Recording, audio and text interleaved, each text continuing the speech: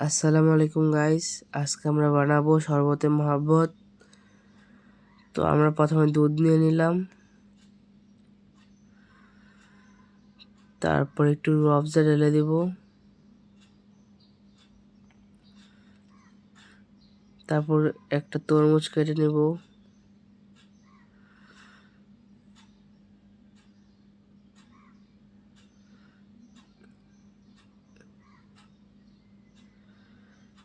এটাকে কুচি কুচি করে কেটে তারপর শরবতের ভিতরে দিয়ে দিব।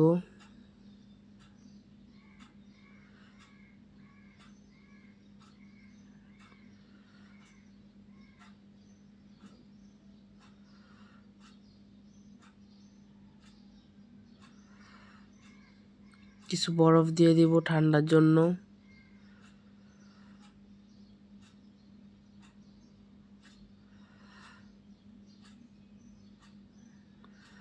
পরিমাণ মতো চিনি নিয়ে নিব।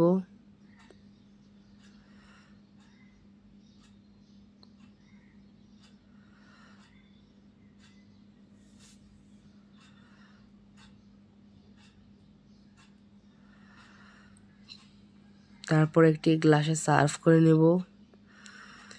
তাহলেই তৈরি হয়ে গেল আমাদের মহাব্বতের শরবত।